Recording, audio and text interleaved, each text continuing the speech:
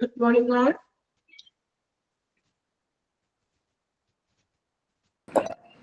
Morning, ma'am.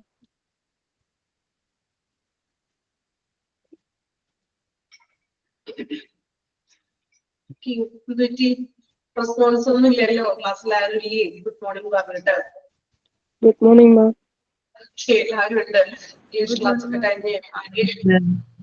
Okay, then class start. For biomedical waste management, class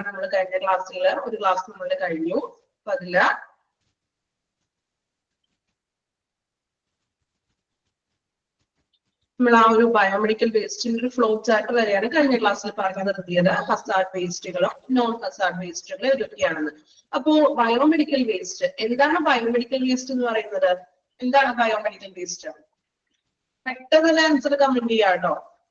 biomedical waste answer biomedical waste biomedical waste hospitals, laboratory, then testing. Waste produce waste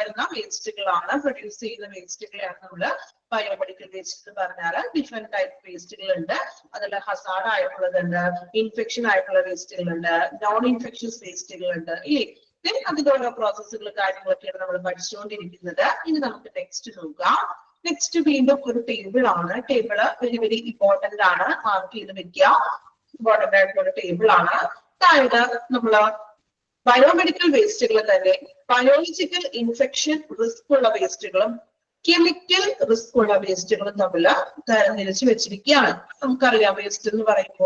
infection infection waste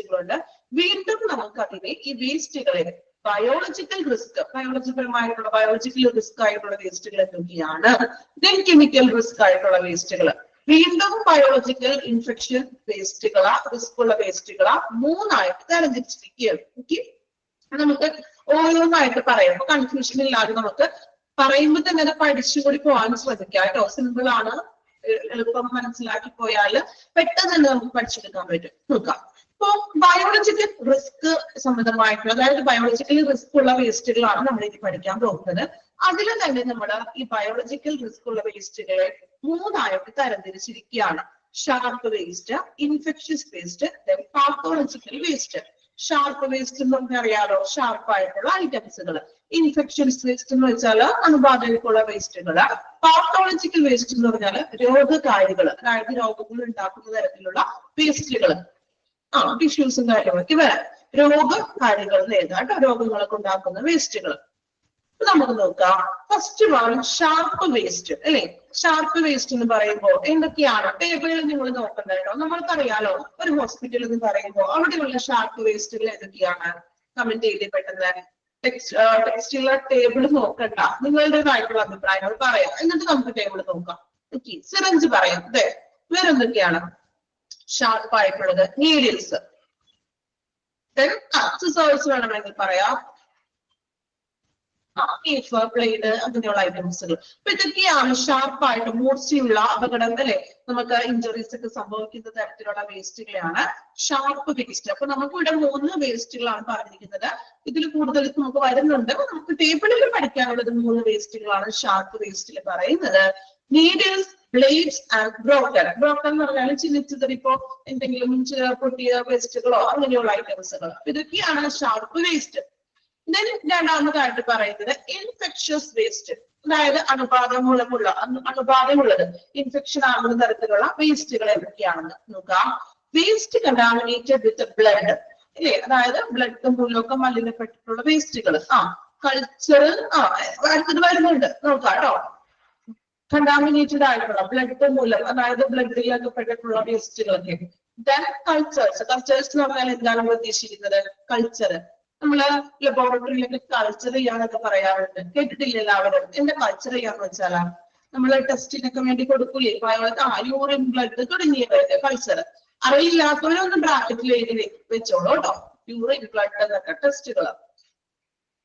okay, നമുക്ക് ഡൗട്ടുള്ള കാര്യങ്ങൾ നിങ്ങൾ അപ്പൊ തന്നെ ഒന്ന് എഴുതി വെച്ചേക്കാം. Cultures. Then isolation. എന്താ isolation ഉദ്ദേശിക്കുന്നത്? ഐസൊലേഷൻ അതായത് ഇപ്പോ എക്സാമ്പിൾ പറയാന്ന് വെച്ചാൽ നമ്മള് കോവിഡ് വന്നൊരു ടൈമില് കോവിഡ് വന്ന പേഷ്യൻസിനൊക്കെ ഹോസ്പിറ്റലില് ഐസൊലേഷൻസിലായിരുന്നു അവര്, ആണോ?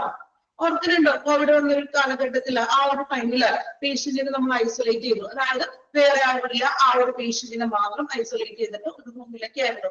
സോ അവരുപയോഗിക്കുന്ന നിപ്പ ടൈമിലും അങ്ങനെയൊക്കെ തന്നെയാണ്. ഓക്കെ, അപ്പൊ ഐസൊലേറ്റ് ചെയ്യുമ്പോൾ ആ പേഷ്യന്റ് ഉപയോഗിക്കുന്ന, ഇപ്പോൾ എക്സാമ്പിൾ പറയുകയാണെങ്കിൽ ബെഡ്ഷീറ്റ്, പില്ലോ കവർ, അല്ലെങ്കിൽ അവരുപയോഗിക്കുന്ന വസ്തുക്കൾ. ഓക്കെ, അതിനെയാണ് ഇവിടെ ഐസൊലേഷൻ കൊണ്ട് ഉദ്ദേശിക്കുന്നത്. ക്ലിയർ ആയോ? ഐസൊലേഷൻ ആ ഒരു പേഷ്യന്റ് ഇപ്പൊ ഏതെങ്കിലും രോഗകാരണത്താൽ ഐസൊലേഷനിൽ കഴിയുന്ന പേഷ്യൻസിന്റെ അവരുപയോഗിക്കുന്ന വസ്തുക്കൾ. സോ അവരുപയോഗിക്കുന്ന വസ്തുക്കൾ എന്ന് പറയുമ്പോൾ അതിൽ അണുക്കളൊക്കെ ഉണ്ടാവും, അല്ലേ? ഇൻഫെക്ഷൻ ആയിട്ടുള്ളത് ഉണ്ടാവും, മറ്റൊരാളിലേക്ക് രോഗം പകരാൻ ചാൻസ് ഉണ്ട്. ഓക്കെ, അതാണ് ഐസൊലേഷൻ എന്ന് പറയുന്നത്. അപ്പൊ ഇൻഫെക്ഷൻ വേസ്റ്റിൽ വരുന്ന 3 കാര്യങ്ങൾ ഏതൊക്കെയായിരുന്നു? Waste contaminated with blood, cultures and isolation. Clear ആണല്ലോ 3 കാര്യങ്ങള്? ഓക്കെ ആണോ? ക്ലിയർ ആണോ? ഓക്കെ, റെസ്പോൺസ് ചെയ്യാട്ടോ. റെസ്പോൺസ് ഒന്നും ഇല്ലാലോ എന്നാണ്. മൂന്നാമതായിട്ട് പറയുന്നത് പാത്തോളജിക്കൽ വേസ്റ്റ്, അതായത് രോഗങ്ങൾ ഉണ്ടാക്കുന്ന വേസ്റ്റുകൾ. ബോഡി പാർട്സ്, അല്ലെ? ബോഡി പാർട്സുകൾ, ഹ്യൂമൻ ടിഷ്യൂസ്, അനിമൽ കാർക്കേസസ്. എന്താ അനിമൽ കാർക്കേസസ് എന്ന് വെച്ചാൽ അനിമൽസിന്റെ മൃതശരീരാവശിഷ്ടങ്ങളൊക്കെ ഉണ്ടല്ലോ, അത്. Then human tissues, നമ്മളുടെ human body tissues, then body parts, ഇതൊക്കെയാണ് രോഗകാരണങ്ങളാക്കുന്ന വേസ്റ്റുകൾ. 3 അപ്പോ ഇത്രയുമാണ് നമ്മള് ബയോളജിക്കൽ ഇൻഫെക്ഷ്യസ് വേസ്റ്റിൽ വരുന്നത്. ക്ലിയർ ആണോ? ടേബിള് ബയോളജിക്കൽ ഒരു സെക്ഷൻ മാത്രമേ നമ്മൾ പറഞ്ഞിട്ടുള്ളൂ. പെട്ടെന്ന് വായിച്ചു നോക്കാം. 3 times ഒന്ന് വായിച്ചു നോക്കാം. 3 times ഞാൻ വായിക്കാൻ പറയുന്നത് വായിക്കുന്നതിനോടൊപ്പം പഠിക്കാൻ വേണ്ടിയിട്ടാണ് കേട്ടോ. ഓക്കെ, 3 times മതി, അതുകൊണ്ട് നമ്മൾ പഠിച്ചിരിക്കും. ഓക്കെ, വായിച്ചു നോക്കാം. ഫസ്റ്റ് സെക്ഷൻ ആണ് ബയോളജിക്കൽ എന്ന് പറഞ്ഞ ആ ഒരു സെക്ഷൻ വായിക്കാം. 3 പ്രാവശ്യം വായിക്കാം. തീർച്ചയായിട്ടും 3 പ്രാവശ്യം വായിക്കുമ്പോൾ നിങ്ങൾ പഠിച്ചിരിക്കും. ഓക്കെ, വായിച്ചോളൂ.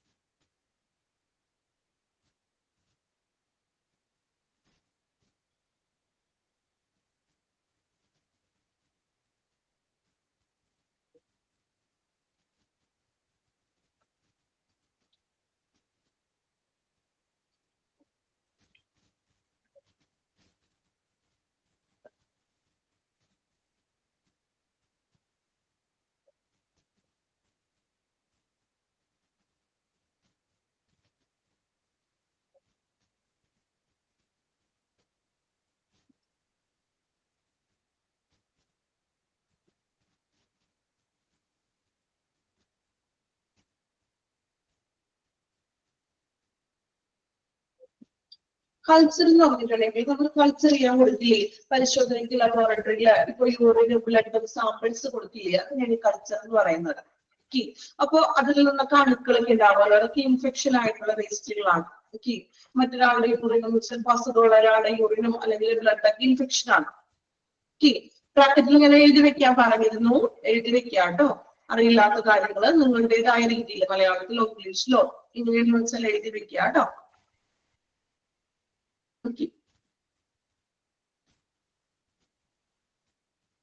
ഓക്കെ, കംപ്ലീറ്റ് ചെയ്തോ? 3 times വായിച്ചു എല്ലാവരും? ഓക്കെ, 3 times വായിച്ചപ്പോ പഠിച്ചോ? പഠിച്ചു കാണുമല്ലോ, പഠിച്ചില്ലേ എല്ലാവരും? ഓക്കെ, ഇനി നെക്സ്റ്റ് സെക്ഷൻ നോക്കാം. Chemical risk. കെമിക്കൽ പരമായിട്ടുള്ള റിസ്കുകളുള്ളത്. അതിനെ വീണ്ടും 3 ആയിട്ട് തരംതിരിച്ചിരിക്കുകയാണ്. Pharmaceutical waste, chemical waste, radioactive waste.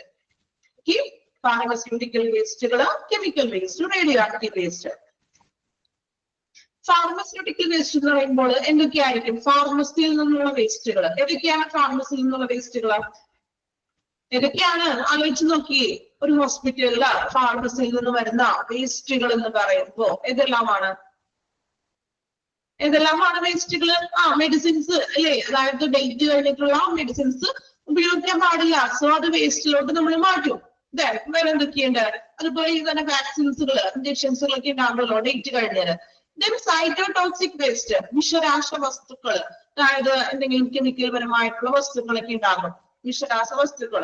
Okay, ഇത് 3മാണ് ഫാർമസ്യൂട്ടിക്കൽ വേസ്റ്റിൽ വരുന്നത് expiry drug, then expiry vaccines, then cytotoxic waste. Cytotoxic എന്ന് പറഞ്ഞാൽ വിഷരാസവസ്തുക്കൾ, അതായത് നമ്മൾ ഉപയോഗിക്കുന്ന ഇപ്പൊ പൊട്ടാസ്യം ക്ലോറൈഡ് അങ്ങനെയുള്ള ഐറ്റംസുകളൊക്കെ ഉണ്ടാവുമല്ലോ, നമ്മൾ എന്തെങ്കിലും മെഡിസിൻസ് ആയിട്ടൊക്കെ ഉപയോഗിക്കുന്ന അങ്ങനെയുള്ള വേസ്റ്റുകൾ. കെമിക്കൽ വേസ്റ്റ്, കെമിക്കൽ പരമായിട്ടുള്ള വേസ്റ്റുകൾ എന്ന് പറയുമ്പോൾ കെമിക്കൽ സോൾവെന്റ്സ്. എന്താ സോൾവെന്റ് എന്ന് പറഞ്ഞാൽ? കെമിക്കൽ സോൾവെന്റ്, സോൾവെന്റ്സ് എന്ന് വെച്ചാൽ എന്താണ്? സയൻസിൽ പഠിച്ചിട്ടില്ലേ സോൾവെന്റ്സ്? മലയാളത്തിൽ എന്താ പറയാ? മലയാളത്തിൽ എന്താ സോൾവെന്റിന് പറയുന്നത്? മലയാളക്കാരെ ആരുമില്ല, എല്ലാവരും ഇംഗ്ലീഷ് മീഡിയം ആയിരുന്നു. സോൾവെന്റ് എന്ന് പറഞ്ഞാൽ ലായകങ്ങളൊക്കെ പഠിച്ചിട്ടില്ലേ? നമ്മള് സയൻസിലൊക്കെ പഠിച്ചിട്ടില്ലേ? ലീനം, ലായകം പഠിച്ചിട്ടുണ്ടോ?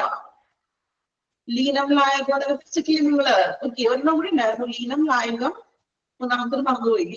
ലീനം, ലായകം, പിന്നെ എന്തായിരുന്നു? ലൈനി. ഓക്കെ, അപ്പോ കെമിക്കൽ സോൾവെന്റ് അതായത് കെമിക്കൽ ആയിട്ടുള്ള ലായകങ്ങൾ, അതായത് ഇതുപോലെ എന്തെങ്കിലും നമ്മള് ഡിറ്റർജന്റ് പോലുള്ള അങ്ങനെ ലായകങ്ങൾ കെമിക്കൽ ആയിട്ട്, ഇപ്പൊ മെർക്കുറി അങ്ങനെയുള്ള ലായകങ്ങള്. Next mercury. മെർക്കുറി എന്ന് പറഞ്ഞാൽ എവിടെയാണ് മെർക്കുറി? മെർക്കുറി കാണുന്നത് എവിടെയാണ്? മെർക്കുറി തെർമോമീറ്റർ കണ്ടിട്ടില്ലേ? തെർമോമീറ്ററിന്റെ ഉള്ളിൽ എന്താണ്? പഴയൊരു തെർമോമീറ്റർ ആണ് കേട്ടോ, ഡിജിറ്റൽ അല്ലാതെയുള്ള നോർമൽ തെർമോമീറ്റർ. അതിനകത്ത് അതിന്റെ ഉള്ളിൽ ചെറിയൊരു ബോൾസ് പോലെ ഇങ്ങനെ വരും. എന്താണ്? മെർക്കുറി.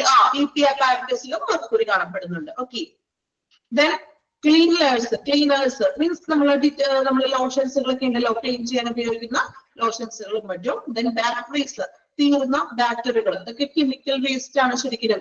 നമ്മുടെ വീട്ടിലാണെങ്കിലും ബാറ്ററികളൊക്കെ തീർന്ന ഉപയോഗം കഴിഞ്ഞ ബാറ്ററികൾ ഒന്നും തന്നെ സൂക്ഷിക്കാൻ പാടില്ല. കുഞ്ഞുങ്ങളൊക്കെ നമ്മൾ ബാറ്ററി ഒക്കെ എടുക്കാറില്ലേ? കൊച്ചു കുഞ്ഞുങ്ങളൊക്കെ ഉള്ളവരാണെങ്കിൽ ബാറ്ററി ഒക്കെ എടുക്കുമ്പോൾ അത് വളരെ സൂക്ഷിക്കണം. അത് കെമിക്കലാണ്, വളരെയധികം കെമിക്കൽ ഉള്ള ഒരു വസ്തുവാണ് ഈ ബാറ്ററീസ് എന്ന് പറയുന്നത്. ഓക്കെ, അപ്പോ കുഞ്ഞുമക്കളൊക്കെ ഉണ്ടെങ്കിൽ വീട്ടിലൊക്കെ അത് സൂക്ഷിക്കുക. ഉപയോഗം കഴിഞ്ഞാൽ ബാറ്ററികളൊക്കെ പരമാവധി അത് കളയുക. ഓക്കെ, കെമിക്കൽ വേസ്റ്റിൽ വരുന്നത് chemical solvents, mercury, cleaners, then batteries. Okay, then radio active waste, അതായത് റേഡിയോ ന്യൂക്ലിയസ്, അതായത് റേഡിയോ മെറ്റീരിയൽസ്. ഇപ്പൊ നമ്മൾ റേഡിയേഷൻ റേഡിയോളജി ഡിപ്പാർട്ട്മെന്റിൽ നിന്നൊക്കെ വരുന്ന വേസ്റ്റുകൾ. ഓക്കെ, ഇതൊക്കെയാണ് നമ്മള് എന്താണ് കെമിക്കൽ റിസ്കിൽ വരുന്നത്. Pharmaceutical chemical waste, radioactive waste. Okay, വായിച്ചു നോക്കാം. കെമിക്കൽ റിസ്ക് 3 ടൈംസ് വായിക്കാം. 3 ടൈംസ് വായിക്കുമ്പോ പഠിച്ചിരിക്കണം. എക്സാമിന് ഷുവർ ആയിട്ടും ഇതിൽ നിന്ന് ക്വസ്റ്റ്യൻസ് വരും. അതുകൊണ്ടാണ് ടീച്ചർ 3 ടൈംസ് വായിക്കാൻ പറയുന്നത് കേട്ടോ. പ്രീവിയസിൽ നമ്മൾ ഒരുപാട് ക്വസ്റ്റ്യൻ കണ്ടിട്ടുണ്ട്. ഓക്കെ, അതുകൊണ്ട് നമ്മളിപ്പോ പഠിച്ചിട്ടുണ്ടെങ്കിൽ നിങ്ങൾക്ക് വീണ്ടും പെട്ടെന്ന് തന്നെ പഠിക്കാം, അതിന് സമയം എടുക്കില്ല. വായിച്ചു നോക്കാം കേട്ടോ. 3 ടൈംസ് വരുന്ന വായിക്കാം.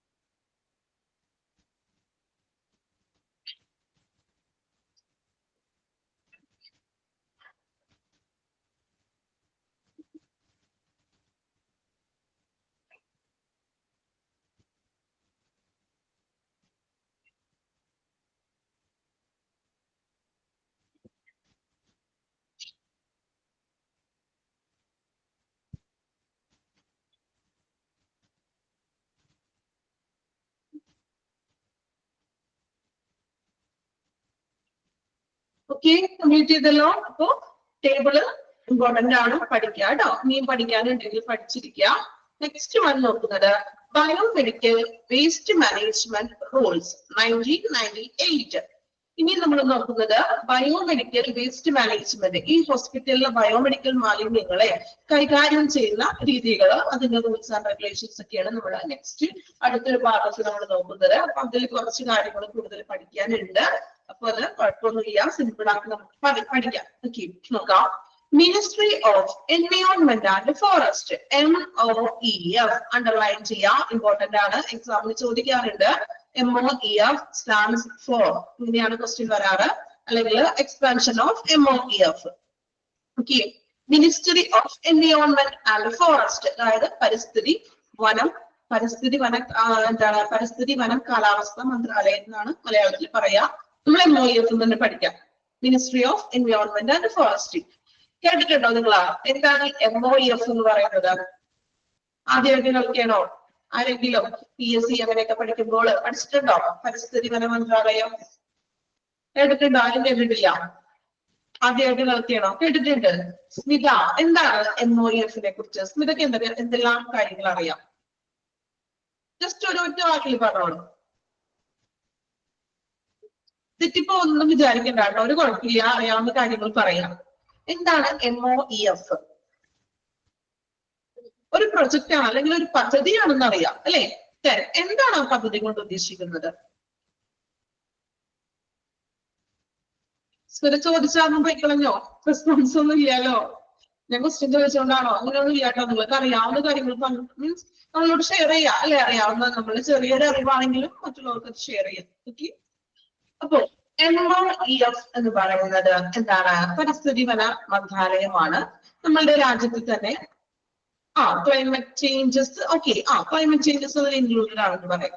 അതായത് നമ്മളുടെ പരിസ്ഥിതി അല്ലെങ്കിൽ വനവൽക്കരണം, പരിസ്ഥിതിക്കും കാട് വനവൽക്കരണത്തിനും പരിസ്ഥിതിക്കും അങ്ങനെയുള്ള ഒരു പരിപാടികളൊക്കെ ആസൂത്രണം ചെയ്യുകയും, അല്ലെങ്കിൽ പ്ലാൻ പരിസ്ഥിതി ഫ്ലോറ ആൻഡ് ഫൗണ, ഒരുപാട് പോളിസികളായി അല്ലേ? ഓപ്പൺ. ഓക്കെ, അതായത് പരിസ്ഥിതിക്ക് വേണ്ടിയിട്ട് പരിസ്ഥിതി വനവൽക്കരണ സംരക്ഷണം ഇങ്ങനെയുള്ള പരിപാടികളൊക്കെ ആസൂത്രണം ചെയ്യുന്നതും നടപ്പിലാക്കുകയും ചെയ്യുന്ന ആ ഒരു പദ്ധതിയാണ് MOEF എന്ന് പറയുന്നത്. ഇവിടെ MOEF നമ്മളുടെ ബയോമെഡിക്കൽ വേസ്റ്റ് മാനേജ്മെന്റിന്റെ കാര്യങ്ങളിലും ശ്രദ്ധിച്ചെടുക്കുന്നുണ്ട്. നോക്കാം. MOEF, that is Ministry of Environment and Forest, have promptly developed and released guidelines to the hospitals to guarantee the safe and correct disposal of waste. വനസംരക്ഷണമാണ്, പരിസ്ഥിതി വനസംരക്ഷണത്തിനൊക്കെ വേണ്ടിയിട്ടാണ് MOEF നിലകൊള്ളുന്നത്. സോ ഹോസ്പിറ്റൽസിന് സേഫ് ആയിട്ടുള്ള, സുരക്ഷിതമായിട്ടുള്ള ഒരു waste ഡിസ്പോസലിന് വേണ്ടിയിട്ട് guide ലൈൻസുകൾ release ചെയ്യുന്നത് MOEF ആണ്. Okay, അപ്പൊ പരിസ്ഥിതിക്ക് വേണ്ടിയിട്ടുള്ളതെന്ന് പറയുമ്പോൾ പരിസ്ഥിതി സംരക്ഷണത്തിന്റെ ഒരു ഭാഗമാണ് ഈ വേസ്റ്റ് മാനേജ്മെന്റ് എന്ന് പറയുന്നത്. സോ ഹോസ്പിറ്റലിന് അത് ഗ്യാരണ്ടി കൊടുക്കുന്നത്, അതായത് എങ്ങനെയാണ് വേസ്റ്റ് ഡിസ്പോസൽ ചെയ്യേണ്ടത്, അല്ലെങ്കിൽ അതിന്റെ ഒരു ഗൈഡ് ലൈൻസ് ആണ് MOEF നമുക്ക് നൽകുന്നത്. Biomedical waste management and handling rule 1998 came into effect. Underline ചെയ്യാം. ഫസ്റ്റ് 1998 ഈ biomedical waste management handling rule വന്നത് 1998. ഓക്കെ, അണ്ടർലൈൻ ചെയ്തോ? ഇയർ 1998. റൗണ്ട് ചെയ്യാം, റൗണ്ട് ചെയ്യുക അല്ലെങ്കിൽ അണ്ടർലൈൻ ചെയ്യാം. Then it offers uniform recommendations and code of practice for biomedical waste management. അപ്പൊ ഈ ഒരു 1998 ഹാൻഡലിംഗ് റൂൾ വന്നു. ദെൻ അത് കുറെ റെക്കമെൻഡേഷൻസുകൾ, അതായത് ശുപാർശകൾ വെച്ചു, ബയോമെഡിക്കൽ വേസ്റ്റ് മാനേജ്മെന്റിന്റെ ശുപാർശകൾ. ഫസ്റ്റ് അമെൻമെന്റ് ഡേറ്റ് ഓൺ 6/3/2000. 2000-ലാണ് ആദ്യത്തെ അമെൻമെന്റ് വന്നത്. അമെൻമെന്റ് എന്ന് വെച്ചാൽ എന്താണ്? അമെൻമെന്റ് ചെയ്യാന്ന് വെച്ചാൽ ഭേദഗതികളൊക്കെ ചെയ്യൂലേ? ഇപ്പൊ ഒരു നിയമം വന്നു, ചിലപ്പോ ഒരു 5 വർഷം കഴിയുമ്പോൾ ആ നിയമത്തിൽ കുറച്ചുകൂടി മാറ്റങ്ങളൊക്കെ വരുത്തും, ഭേദഗതികൾ വരുത്തും അല്ലെ? അതുപോലെ അപ്പൊ 1998-ലാണ് നമ്മൾ ഈ ഒരു റൂൾ വന്നത്. ദെൻ 2000 ആയപ്പോഴേക്കും അവിടെ ഭേദഗതികൾ വരുത്തി. വീണ്ടും സെക്കൻഡ് അമെൻമെന്റ് വീണ്ടും 2003, ഒരു 3 വർഷം കഴിഞ്ഞപ്പോ വീണ്ടും കുറച്ച് ഭേദഗതികൾ വരുത്തി. Then 2018-ലും 2019-ലും ലാസ്റ്റ് വന്ന് നിൽക്കുന്നത് 2019 വരെയാണ് ഭേദഗതികൾ മാറ്റിക്കൊണ്ടിരുന്നത്. ഓക്കെ, പുതിയ പുതിയ ആശയങ്ങൾ അല്ലെങ്കിൽ മാറ്റങ്ങൾ വന്നു. അപ്പൊ കുറെ അതുകൊണ്ട് നിങ്ങൾ പഠിക്കേണ്ട 1998 ഓർത്തിരിക്കാം. ഓക്കെ, ബാക്കി ഇയറുകള് 2000-ലോ 2003, 2018 2019-ലും വന്നത് ഭേദഗതികളാണ് അമെൻമെന്റുകൾ. അതും നോക്കണ്ട, കുഴപ്പമില്ല. 1998 ഓർത്തിരിക്കാം. ഓക്കെ, കുഴപ്പമില്ലല്ലോ. 99 ഓർത്തിരിക്കുമല്ലോ. Handling rule came in to first ഈ ഒരു ബയോമെഡിക്കൽ വേസ്റ്റ് മാനേജ്മെന്റ് റൂൾ വന്നത് 1998-ലാണ്. ഓക്കെ, ക്ലിയർ ആണോ ആ ഒരു സെക്ഷൻ? കുറച്ചും കൂടി കോമൺ ആയിട്ടുള്ള കാര്യങ്ങളാണ് MOEF.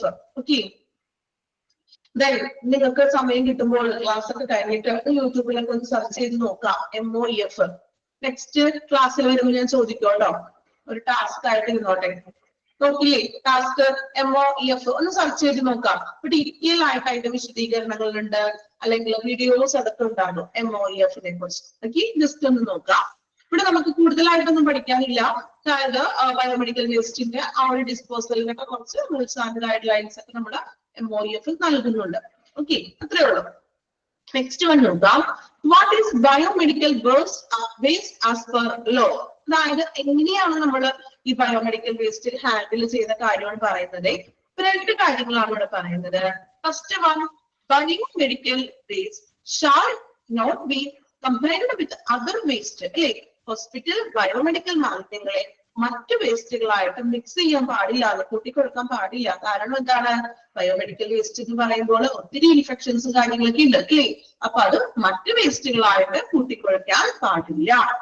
Second one, biomedical waste shall be separated into containers, bags at the point of generation prior its storage, transportation, treatment and removal. അതായത് നമ്മൾ സെപ്പറേറ്റ് ചെയ്ത് വെക്കിയിട്ട് എന്ത് ചെയ്യണം? സെപ്പറേറ്റ് ചെയ്തുകൊണ്ട് അതിന്റെ കണ്ടെയ്നേഴ്സിൽ അല്ലെങ്കിൽ ബാഗ്സിൽ കളർ കോഡുകൾ പഠിക്കാനുണ്ട്. നെക്സ്റ്റ് കളർ കോഡ് അനുസരിച്ചിട്ട് ഇപ്പോൾ ഷാർപ്പ് വേസ്റ്റ് ഏത് കളർ കോഡിലാണ്, അപ്പോൾ ആ ഒരു കണ്ടെയ്നറിൽ നിക്ഷേപിക്കുക. അങ്ങനെ ഓരോ ബയോമെഡിക്കൽ വേസ്റ്റുകളും സെപ്പറേറ്റ് ചെയ്തുകൊണ്ട് ഡിഫറെന്റ് കണ്ടെയ്നേഴ്സിലും ബാഗ്സിലും നിക്ഷേപിക്കുക. ദെൻ നമ്മൾ കുറച്ച് പ്രയോറിറ്റി കൊടുക്കുകയാണ് ഇതിനെ സ്റ്റോറേജ് ചെയ്യുന്നതിനും അതിനെ ട്രാൻസ്പോർട്ട് ചെയ്യുന്നതിനും ട്രീറ്റ്മെന്റ് എന്ന് വെച്ചാൽ നമ്മളിപ്പോ കത്തിക്കുന്നയോ അല്ലെങ്കിൽ മറ്റു ടെക്നോളജികൾ ഉപയോഗിച്ചിട്ട് ചെയ്യുന്ന പ്രോസസ്സിനും ഇത് റിമൂവൽ ചെയ്യുന്നതിനും പ്രത്യേകം പ്രയോറിറ്റേഷൻ കൊടുക്കണം. കാരണം അത്രയും മീൻസ് ഇൻഫെക്ഷൻസ് ഒക്കെ വരാൻ ചാൻസ് ഉള്ള ഒരു വേസ്റ്റ് ആണ്. അതിനാൽ തന്നെ അത് സ്റ്റോറേജ് ചെയ്യുമ്പോഴും ട്രാൻസ്പോർട്ട് ചെയ്യുമ്പോഴും പ്രത്യേകം ശ്രദ്ധയോടുകൂടി വേണം ചെയ്യുക. രണ്ട് പോയിന്റ്സുകളാണ്. ക്ലിയർ ആണോ? രണ്ട് പോയിന്റുകള് ക്ലിയർ ആണോ? മിക്സ് ചെയ്യാൻ പാടില്ല, ദെൻ സെപ്പറേറ്റഡ് കണ്ടെയ്നേഴ്സിൽ നിക്ഷേപിക്കുക. ഓക്കെ, വായിച്ചു നോക്കാം കേട്ടോ. ഇത് തുടങ്ങി വായിക്കണേ. മാനേജ്മെന്റ് റൂൾസും ദെൻ നമ്മൾ വായിച്ച രണ്ട് പോയിന്റുകളും കൂടി വായിക്കാം.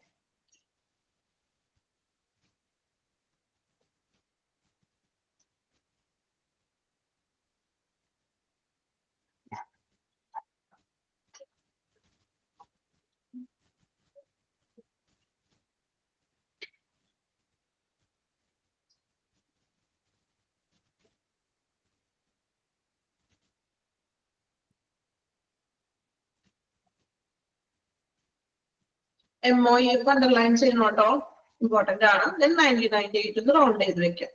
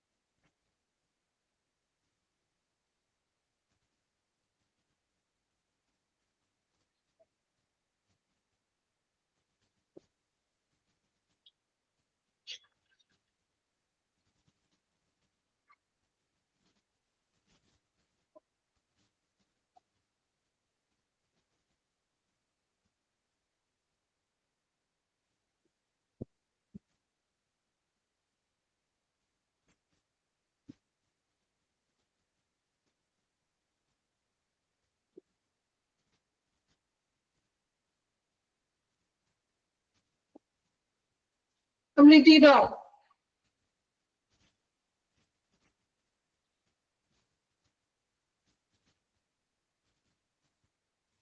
ഓക്കെ, നെക്സ്റ്റ് വൺ നോക്കാം. വായിച്ചില്ല എല്ലാവരും? വായിച്ചോ? Okay, next one duty of occupier. ആരാ ഒക്യുപ്പയർ എന്ന് പറയുന്നത്? ഡ്യൂട്ടി ഓഫ് ഒക്യുപ്പയർ, അതായത് ബയോമെഡിക്കൽ വേസ്റ്റ് മാനേജ്മെന്റിന്റെ ആ ഒരു സെക്ഷനിൽ വർക്ക് ചെയ്യുന്ന സ്റ്റാഫുകൾ. It shall be the duty of each occupant of a facility producing biomedical waste, which comprise a hospital, nursing home, clinic, dispensary, veterinary institution, animal house, pathological laboratory, blood bank, by no matter what name called, to take all steps to make sure that such waste is handled without any negative impact to human health and environment. എന്തെങ്കിലും മനസ്സിലായോ? Simple ആണ്, sentence ആണ് കേട്ടോ, അതുകൊണ്ടാണ് ഞാൻ complete വായിച്ചിട്ട് meaning പറയാൻ വെച്ചത്. അതായത് it shall be duty of each occupant, അതായത് അവരുടെ ഉത്തരവാദിത്തമാണെന്ന്. ഒക്യുപ്പന്റ് എന്ന് പറഞ്ഞിട്ടുണ്ടെങ്കിൽ അവിടുത്തെ സ്റ്റാഫുകൾ, ഈ ബയോമെഡിക്കൽ വേസ്റ്റ് മാനേജ്മെന്റ് ആ ഒരു സെക്ഷൻ മെയിൻറ്റെയിൻ ചെയ്യുന്ന സ്റ്റാഫുകളുടെ ഡ്യൂട്ടിയാണ് എന്ത്? Producing biomedical waste which comprises. ഇവിടെ എന്തൊക്കെയാണ് പ്രൊഡ്യൂസ് ചെയ്യുന്നത്? ബയോമെഡിക്കൽ വേസ്റ്റുകൾ. അതാണ് പ്രൊഡ്യൂസ് ചെയ്യുന്ന ഏരിയകളാണ് ഈ പറയുന്നത്. നഴ്സിംഗ് ഹോം, ഹോസ്പിറ്റല്, നമ്മൾ പറഞ്ഞില്ലേ ബയോമെഡിക്കൽ വേസ്റ്റ് ഉത്പാദിപ്പിക്കപ്പെടുന്ന സ്ഥലങ്ങളാണ്. Dispensary, veterinary institution, animal house, pathological laboratory, blood bank, ഇവിടങ്ങളിൽ നിന്നും പ്രൊഡ്യൂസ് ചെയ്യുന്ന ഈ ബയോമെഡിക്കൽ വേസ്റ്റ് ഉത്പാദിപ്പിക്കുന്ന ഈ ബയോമെഡിക്കൽ വേസ്റ്റുകള് നമ്മളുടെ എന്താണ്? അത്തരം മാലിന്യങ്ങള് ഹ്യൂമൻ നെഗറ്റീവ് ഇമ്പാക്ട്, അതായത് മനുഷ്യന്റെ ആരോഗ്യത്തിനും അതുപോലെ തന്നെ എന്താണ് എൻവയോൺമെന്റിനും ദോഷം വരുത്താത്ത രീതിയിൽ കൈകാര്യം ചെയ്യുന്നത് ഉറപ്പുവരുത്തണമെന്ന് ഇവരിലുള്ള സ്റ്റാഫുകൾ. ഓക്കെ, ബയോമെഡിക്കൽ വേസ്റ്റ് ഹാൻഡിൽ ചെയ്യുന്ന സ്റ്റാഫുകൾ ഇങ്ങനെ ഇവിടുന്ന് പ്രൊഡ്യൂസ് ചെയ്യുന്ന വേസ്റ്റുകള് അത് എന്താണ് ആ മാലിന്യങ്ങള് ആരോഗ്യത്തിനും മനുഷ്യന്റെ ആരോഗ്യത്തിനും അതുപോലെ തന്നെ എൻവയോൺമെന്റിനും നെഗറ്റീവ് ആയിട്ടുള്ള രീതിയിൽ ഇമ്പാക്ട് ചെയ്യാതെ അതിനെ കൃത്യമായിട്ടും കൈകാര്യം ചെയ്യാനായിട്ടുള്ള നടപടികൾ ഈ ഒക്യുപ്പന്റ് എന്ത് ചെയ്യാം? സ്വീകരിക്കും. അത്രയുള്ളോട് പറയുന്നത്. ക്ലിയർ ആണോ? ചെറിയൊരു ഒറ്റ കാര്യങ്ങളോട് പറയുന്നത്, കുറച്ച് സെന്റൻസ് എന്താ പറയാ, ഒരു എൻഡിങ് ഇല്ലാത്തൊരു സെന്റൻസ് ആണെന്നുള്ളൂ. ഓക്കെ, കാര്യം സിമ്പിൾ ആണ്. അതായത് ഉത്പാദിപ്പിക്കപ്പെടുന്ന വേസ്റ്റുകൾ അതിനെ കൃത്യമായിട്ടും കൈകാര്യം ചെയ്യാന്ന്, പരിസ്ഥിതിക്കും അതുപോലെ മനുഷ്യ ആരോഗ്യത്തിന് ദോഷം വരാത്ത രീതിയിൽ അതിനെ ഹാൻഡിൽ ചെയ്യാം. ഓക്കെ, ഒന്ന് വായിച്ചു നോക്കാം. ഒരു പ്രാവശ്യം വായിച്ചു നോക്കിയേ. അണ്ടർലൈൻ ചെയ്തേക്കട്ടോ, എവിടെ നിന്നൊക്കെയാണ് നമ്മൾ ബയോമെഡിക്കൽ വേസ്റ്റ് പ്രൊഡ്യൂസ് ചെയ്യുന്ന ഏരിയകളാണ് പറയുന്നത്. അതൊന്ന് അണ്ടർലൈൻ ചെയ്തേക്കൂ.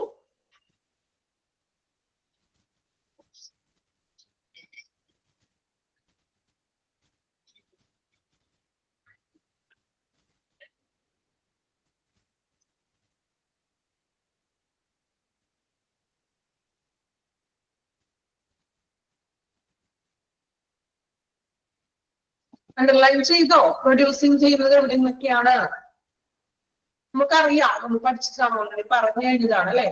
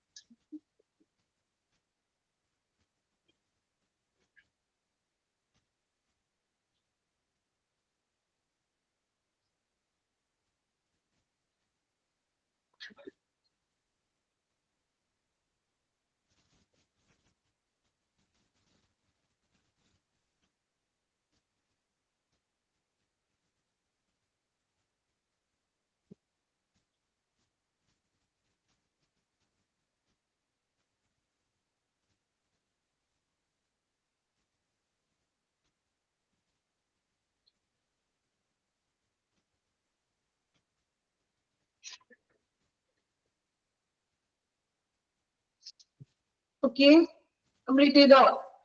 Duty of occupier.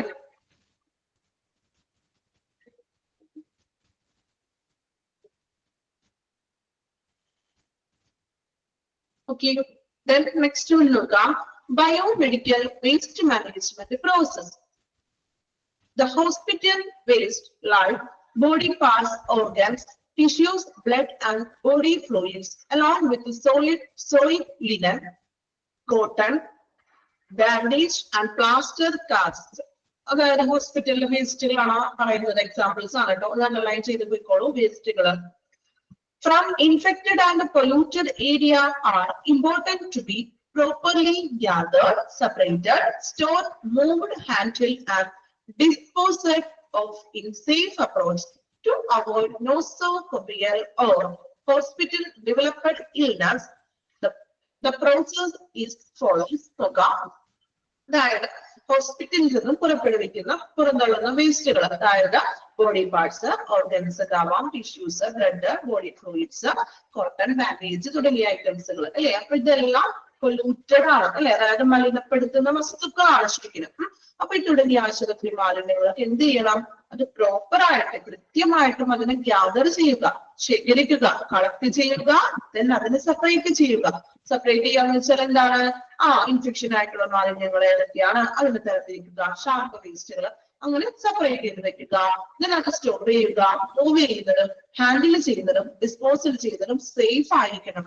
സുരക്ഷിതമായിട്ടുള്ള രീതിയിലായിരിക്കണം നമ്മൾ ഈ വേസ്റ്റുകളെ ശേഖരിക്കാനും സെപ്പറേറ്റ് ചെയ്യാനും അതിനെ റിമൂവ് ചെയ്യാനും അല്ലെങ്കിൽ മൂവ് ചെയ്യാനും ഹാൻഡിലൊക്കെ ചെയ്യുന്നതും ഏറ്റവും ഇമ്പോർട്ടന്റ് ആയിട്ടുള്ള ഒരു കാര്യമാണ്. എന്തിനു വേണ്ടി? to avoid nosocomial or hospital developed illness. അസുഖങ്ങൾക്ക് പടരാൻ ചാൻസ് ഉണ്ട്, അതിനെ നമ്മൾ അവോയ്ഡ് ചെയ്യാനും. അതുപോലെ തന്നെ എന്താണ് നോസോകോമിയൽ? നോസോകോമിയൽ എന്ന് വെച്ചിട്ടുണ്ടെങ്കിൽ ദോഷകരമായിട്ടുള്ള കാര്യങ്ങൾ സംഭവിക്കാവുന്നത്. നോസോകോമിയൽ എന്ന് വെച്ചാൽ കെമിക്കൽ ആയിട്ടുള്ള പരമായിട്ടുള്ള ഹോസ്പിറ്റൽ വേസ്റ്റിൽ നിന്നുള്ള ദോഷകരമായിട്ടുള്ള ഇൻഫെക്ഷൻസും മറ്റ് റിസ്കുകൾ ഒഴിവാക്കുന്നതിന് വേണ്ടിയിട്ട് നമ്മൾ എന്ത് വേണം? ഇങ്ങനെയുള്ള ഹോസ്പിറ്റൽ വേസ്റ്റുകൾ കൃത്യമായിട്ട് പ്രോപ്പറായിട്ട് ശേഖരിക്കുക, മൂവ് ചെയ്യുക, ഹാൻഡിൽ ചെയ്യുക. ഓക്കെ, വായിച്ചു നോക്കുക പാരഗ്രാഫ്. എങ്ങനെയാണ് അത് കൈകാര്യം ചെയ്യുന്നതെന്ന് മാത്രം അവിടെ പറയുന്നുള്ളൂ. ഓക്കെ, പറയുന്ന കാര്യങ്ങളൊക്കെ തന്നെയാണ് വീണ്ടും വീണ്ടും റിപ്പീറ്റ് ഒക്കെ ചെയ്ത് പറയുന്നത് കേട്ടോ. വായിച്ചു നോക്കിക്കോളൂ. ഇനി നെക്സ്റ്റ് പറയുന്നത് നമ്മൾ എങ്ങനെയാണ് ഇപ്പൊ ഒരു പ്രോസസ്സ് ചെയ്യേണ്ട രീതികളെന്നാണ് പറയുന്നത് കേട്ടോ. കറക്റ്റ് ആയിട്ട് കൈകാര്യം ചെയ്യേണ്ട പ്രോസസ് ആണ് അടുത്തത് പറയുന്നത്. രണ്ട് പ്രോസസ്സുകൾ.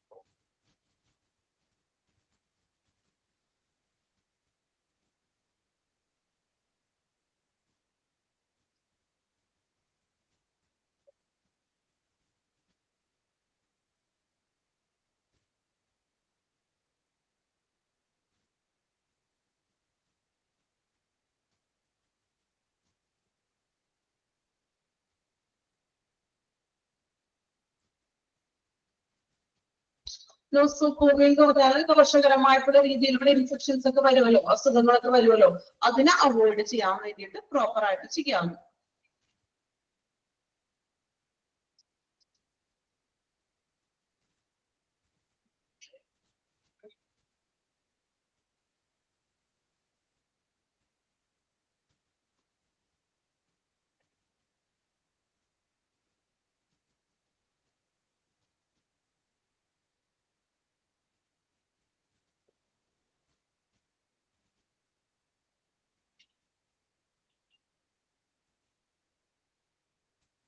ഹോസ്പിറ്റൽ അക്യൂട്ട് ഇൻഫെക്ഷനിൽ പഠിച്ചിട്ടുണ്ടോ?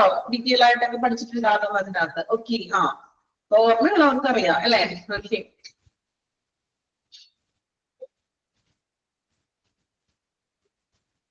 മറന്നുപോയി. മറക്കാൻ പാടില്ല. ഓക്കെ, മറന്നു പോകരുത്. ഓക്കെ,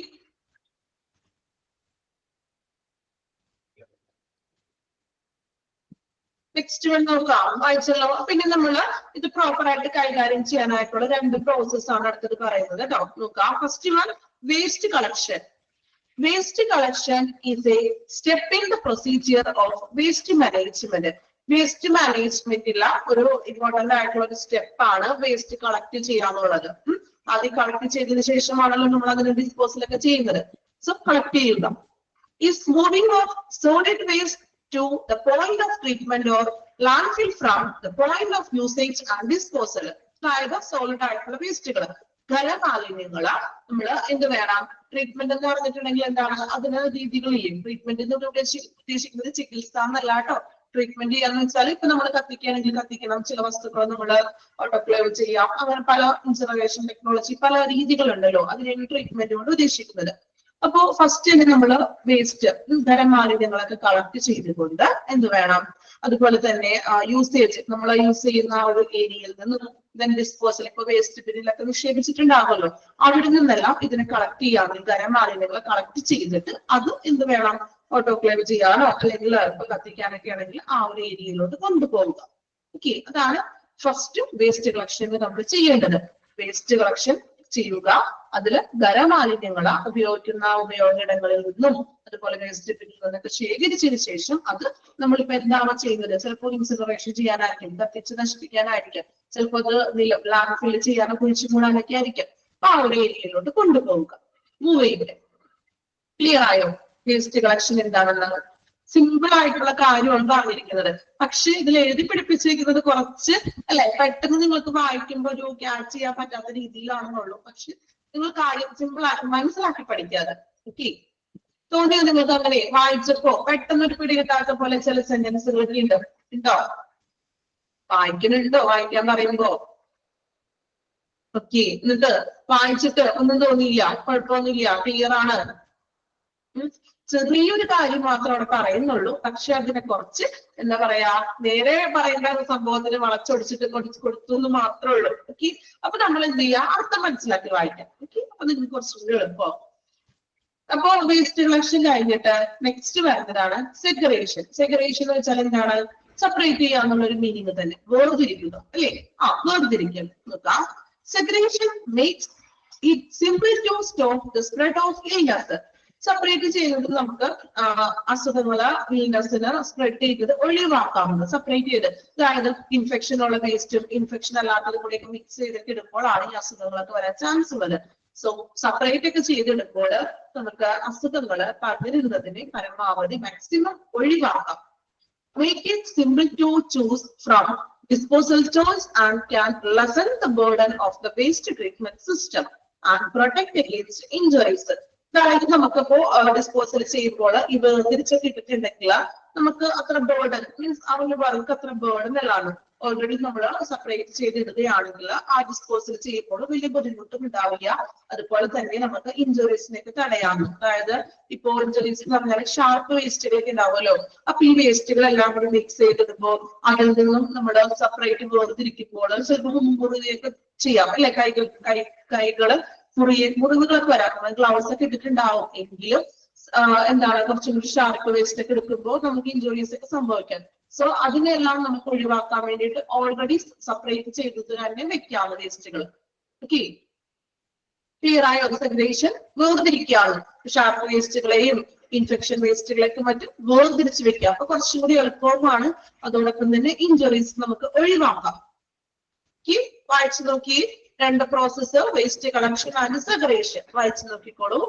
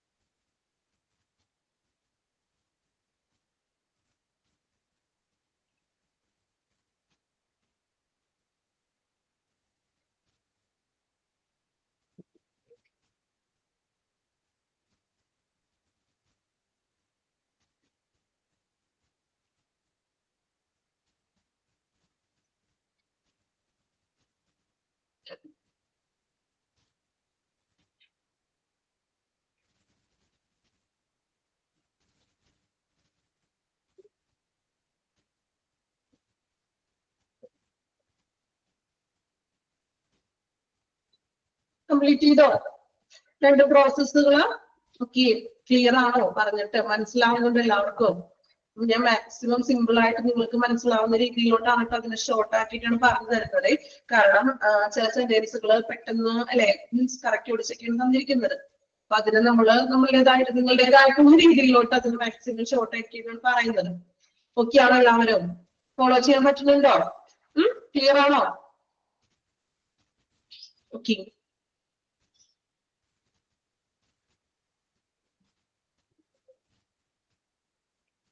നെക്സ്റ്റ് വൺ നോക്കാം കേട്ടോ. അപ്പൊ നമ്മള് എങ്ങനെയാണ് പ്രോസസ് എന്നാണ് കണ്ടത്.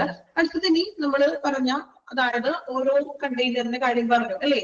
കളർ കോഡ് അനുസരിച്ചിട്ട് ഓരോ വേസ്റ്റുകളെയും ഓരോ ഡിഫറെന്റ് കളർ കോഡുള്ള ബിന്നുകളിലാണ് നമ്മൾ നിക്ഷേപിക്കുന്നത് എന്ന് പറഞ്ഞു. ദെൻ അതിന് നമ്മൾ എങ്ങനെയാണ് ട്രീറ്റ്മെന്റ് പ്രോസസ്സ്, അതായത് എങ്ങനെയാണ് അതിന്റെ ഡിസ്പോസൽ മെത്തേഡ് ചെയ്യുന്നത്, ഓരോ വേസ്റ്റുകൾ അതിന്റെ കളർ കോഡ്, ദെൻ അത് എങ്ങനെയാണ് ഡിസ്പോസൽ ചെയ്യുന്ന പ്രോസസ്സ്.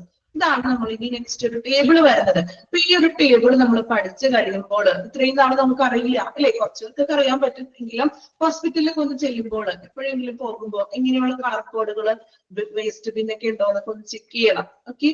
അപ്പൊ അതിന് മുന്നായിട്ട് നമ്മൾ ഈ ടേബിൾ പഠിക്കുന്നതിന് മുൻപായിട്ട് നമ്മൾ ടേബിൾ കഴിഞ്ഞിട്ടുള്ള ഒരു സെക്ഷൻ ആണ് എടുക്കുന്നത്. ഓക്കെ. ഇത് എന്തുകൊണ്ടാണെന്ന് പറയാം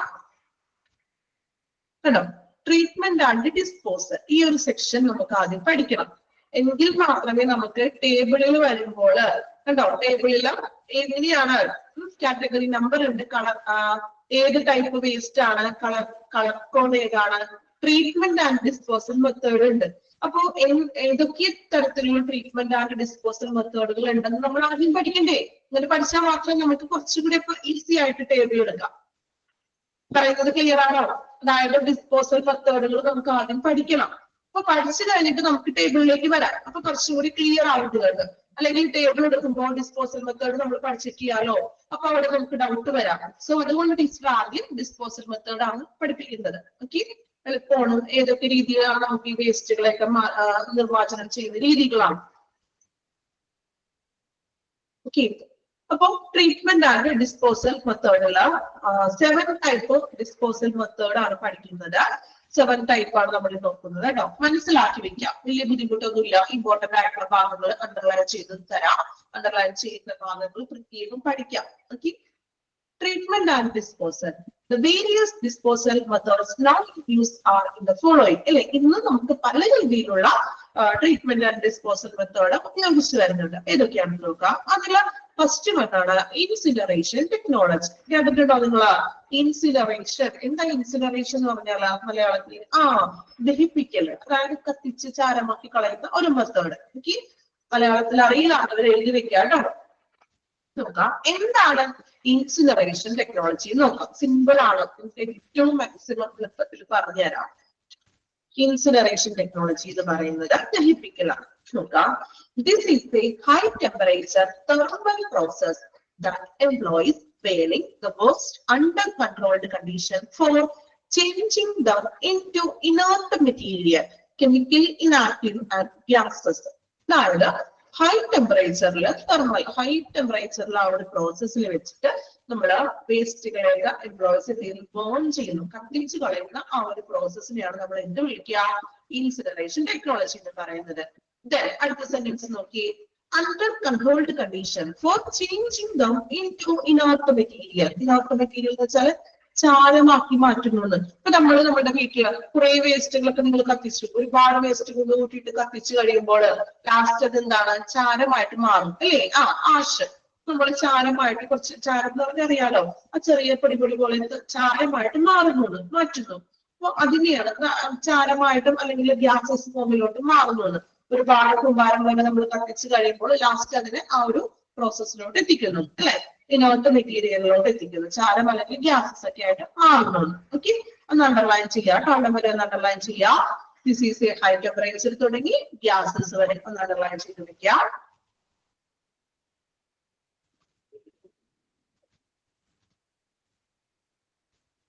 Then incineration can be either oil fired or powered by electrically or a combination. ഇനി ഈ ദഹിപ്പിക്കുന്ന പ്രക്രിയ എന്ന് പറയുന്നത് കത്തിക്കുന്നത് ഓയിലും അതിനകത്ത് യൂസ് ചെയ്യാം.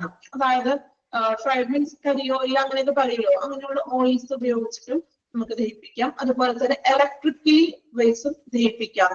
നമ്മള് മീൻസ് നമ്മള് ദഹിപ്പിക്കുന്ന ഒരു പ്രക്രിയ അറിയാലോ, പ്രോസസ്സ് അല്ലെ. ഇപ്പൊ നമ്മള് മരണമടയുമ്പോഴൊക്കെ വ്യക്തികള് നമ്മള് അതൊക്കെ ഇലക്ട്രിക്കലി പരമായിട്ടുള്ള ദഹിപ്പിക്കലൊക്കെ നമ്മൾ കണ്ടിട്ടുണ്ട് അല്ലെ. ഇന്ന് അങ്ങനെയുള്ള എന്താണ് സാങ്കേതികമായിട്ടുള്ള ടെക്നോളജിക്കലി ഉണ്ട്. അതുപോലെ തന്നെ ഈ ഇലക്ട്രിക്കലിന്റെ സാന്നിധ്യത്തോട് കൂടിയിട്ടും നമ്മൾ ഈ വസ്തുക്കളെ ദഹിപ്പിച്ചു കളയുന്നു.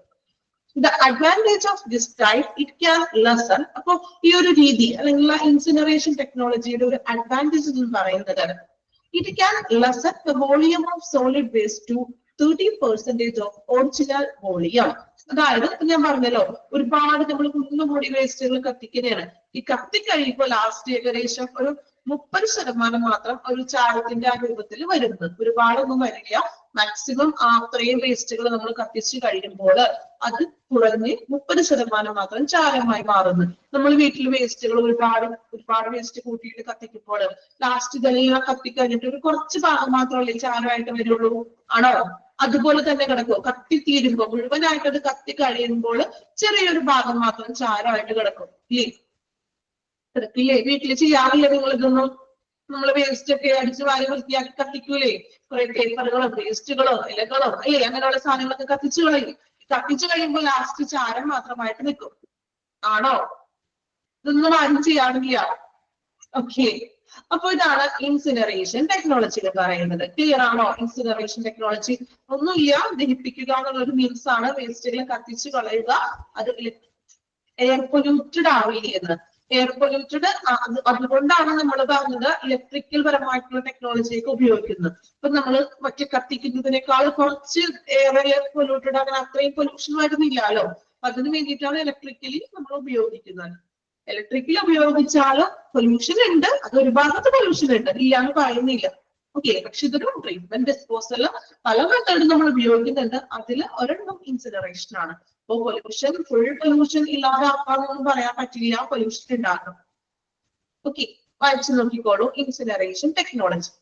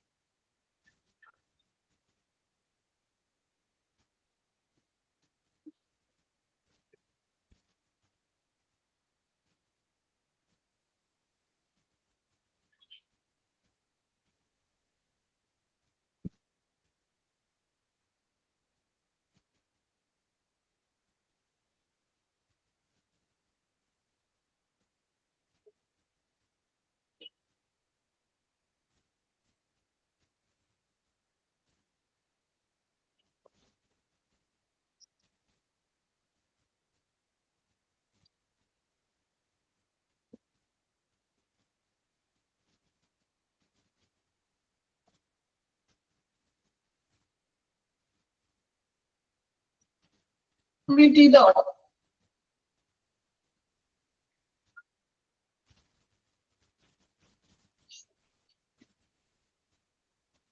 Okay,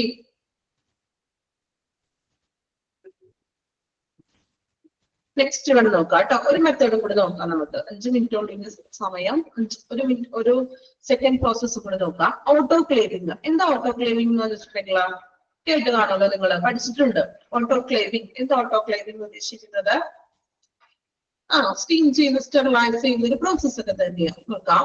The process uses steam at a high temperature. High ടെമ്പറേച്ചറിൽ എന്താ പറയാ ഉയർന്നൊരു നീരാവി ഉപയോഗിച്ചിട്ടുള്ള ഒരു താപനിലയിലാണ് നമ്മൾ ഓട്ടോ ക്ലേവിംഗ് ചെയ്യുന്നത്. It has been suggested for microbiology and biotechnology waste. അതായത് നമ്മൾ ലബോറട്ടറിയിലും മറ്റും അങ്ങനെയുള്ള മൈക്രോബയോളജി വേസ്റ്റുകളൊക്കെയാണ് നമ്മൾ, അല്ലെങ്കിൽ ഷാർപ്പ് വേസ്റ്റുകൾ, ഡേർട്ടി ആൻഡ് സോളിഡ് വേസ്റ്റുകളൊക്കെയാണ് ഈ ഒരു ഓട്ടോ ക്ലേവിംഗ് ടെക്നോളജി ഉപയോഗിക്കുന്നത്. This technology offers certain categories of waste that is not determined so that the treated residues can be landfilled. അതായത് നമ്മള് ഇപ്പോ മൈക്രോബയോളജിയിലോ അല്ലെങ്കിൽ ബയോടെക്നോളജി വേസ്റ്റ് ഒക്കെയാണ് ഓട്ടോക്ലേവിംഗ് ചെയ്യുന്നത്.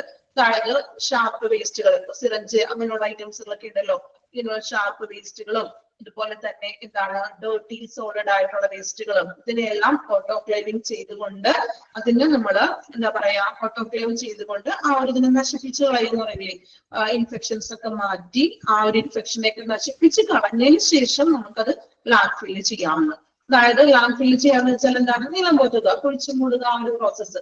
അത് ഒരു ലെവലിലല്ല കുഴിച്ചു മൂടുന്നത്, അതിന് സെപ്പറേറ്റ് പ്രോസസ് ഒക്കെ ഉണ്ട്. അപ്പോ ഇൻഫെക്ഷനോട് കൂടി കുഴിച്ചു മൂടിയിട്ടുണ്ടെങ്കിൽ ഇൻഫെക്ഷൻസ് ഒക്കെ സ്പ്രെഡ് ചെയ്യാൻ ചാൻസ് ഉണ്ട്. അതുകൊണ്ട് തന്നെ അത് ഓട്ടോക്ലേവ് ചെയ്ത് അതിന്റെ ഇൻഫെക്ഷൻസിനെയൊക്കെ മാറ്റിയിട്ട് അതിനെ നമ്മൾ എന്ത് ചെയ്യുന്നു, ലാൻഡ് ഫില്ല് ചെയ്യുന്നു. ഓക്കെ, ഫസ്റ്റ് സെന്റൻസ് ഒന്ന് അണ്ടർലൈൻ ചെയ്യണേ. The process uses steam at high temperature. Underline ചെയ്യാം ഓട്ടോക്ലേവിംഗ്.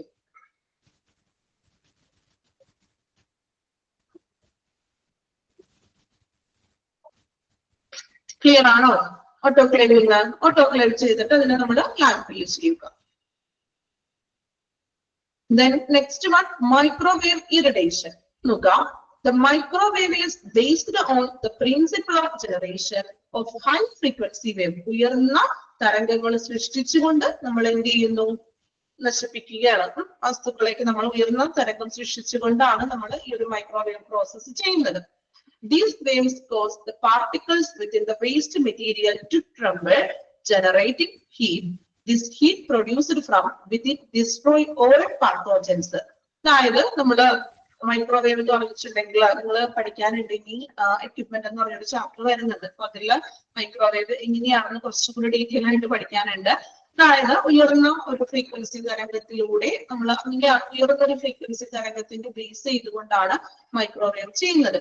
അപ്പോ അതില് പാർട്ടിക്കിൾസ് നമ്മള് ഈ മെറ്റീരിയൽസ് ഉണ്ടാവുമല്ലോ, കെമിക്കൽ പരമായിട്ടുള്ളതും വസ്തുക്കളിൽ ഹീറ്റ് മെറ്റീരിയൽസ് നമ്മൾ ഹീറ്റ് ചെയ്യുമ്പോൾ ആ പാർട്ടിക്കിൾസിനൊക്കെ കണികകളായിട്ട് വേർതിരിച്ച് കിട്ടുന്നുള്ളൂ.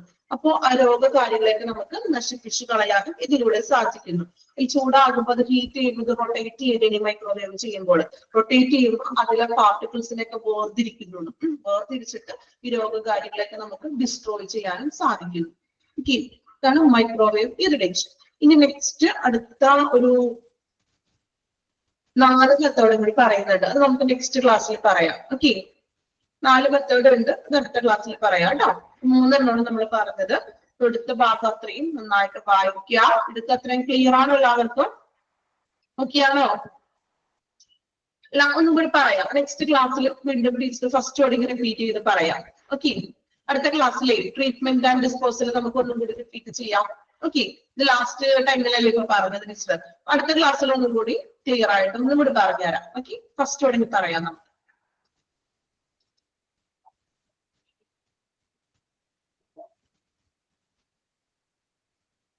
ഓക്കെ, ക്ലാസ് ഒക്കെ ഓക്കെ ആണല്ലോ? ഫോളോ ചെയ്യാൻ പറ്റുന്നുണ്ട് എല്ലാവർക്കും? ഓക്കെ, മോക്ക് ടെസ്റ്റ് ഒക്കെ കൃത്യമായിട്ടൊക്കെ അറ്റൻഡ് ചെയ്യുന്നില്ലേ? പഠിക്കുക അതിന്റെ ഒപ്പം തന്നെ. ഓക്കെ, പഠനം ഒപ്പം തന്നെ നടന്നു പോകണം. എക്സാമിന് വേണ്ടി കാത്തിരിക്കേണ്ട, പഠനം കണ്ടിന്യൂസ് ആയിട്ട് അങ്ങോട്ട് പഠിക്കുക, മോക്ക് ടെസ്റ്റ് ഒക്കെ അറ്റൻഡ് ചെയ്യാം. Okay, thank you all. എക്സാമിലേക്കൊക്കെ അറിയിക്കോ, എക്സാം ആയിട്ടൊന്നും ഇല്ല, പോർഷൻസ് ഒക്കെ കംപ്ലീറ്റ് ആവണം, ഇതൊക്കെ ഇൻഫോർമേഷൻ തരാം. മിസ് നമുക്ക് ഹലോ മിസ്, ചോദിച്ചോളൂ.